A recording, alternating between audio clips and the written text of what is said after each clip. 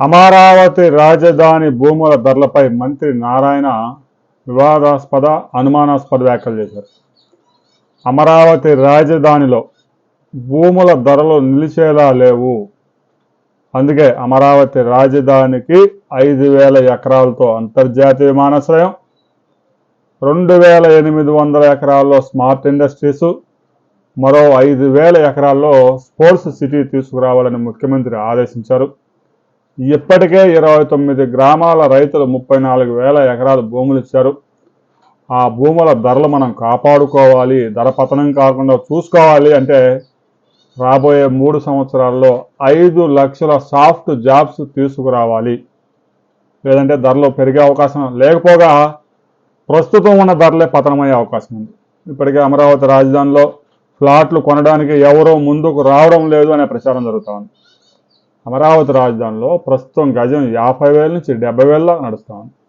అదేం తక్కువ ధర కాదు. అందుకే కొంచెం ధరలు తక్కువగా ఉన్న ప్రాంతంలో అమరావతి మండలంలో, తాడికొండల మండలంలో, పెదకాకాని మండలంలో, మంగళగిరి మండలంలో ఈ ప్రాంతాల్లో రియల్ ఎస్టేట్ వ్యాపారులు కొనుగోలు చేస్తూ ఉన్నారు. గజం 25,000, 20,000 ఉండే ప్రాంతాల్లో.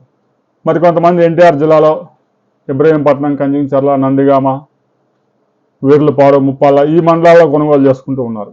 అమరావతి కోర్ క్యాపిటల్లో ఇప్పటికే 50,000 నుంచి 70,000 గజం నడుస్తూ ఉంది.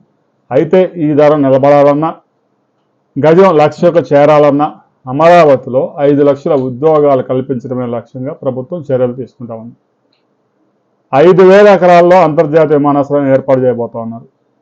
అమరావతి మండలంలో 12 గ్రామాల్లో ఇప్పటికే గ్రామ సభలు నిర్వహించారు. రైతులు 24,000 ఎకరాలు స్వచ్ఛందంగా ఇవ్వడానికి ముందుకు వచ్చారు. మరో 18,000 ఎకరాలు ప్రభుత్వం సేకరించబోతా ఉంది. గతంలో ఎలాగైతే అమరావతి రాజధానికి ల్యాండ్ పూలింగ్ తీసుకొని రైతులకు రిటర్నబుల్ ఫ్లాట్స్ ఇచ్చారో అదే విధానం అమలు చేయబోతా ఉన్నారు. ఆ విధానానికి గనక రైతులు ముందుకు రాకపోతే నోటిఫికేషన్ విడుదల చేసి భూములు తీసుకునే అవకాశం ఉంది.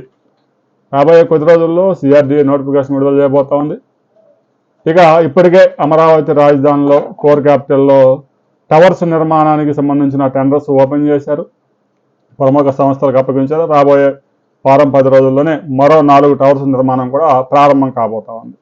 రాబోయే కొద్ది రోజుల్లో భూ సమీకరణకు సంబంధించి ఒక నోటిఫికేషన్ విడుదల చేయబోతా ఉన్నారు. ఆ నోటిఫికేషన్లో మరిన్ని వివరాలు ఉంటాయి. ఆ వివరాలు వచ్చిన తర్వాత మరో వీడియోలో మనం కలుసుకుందాం.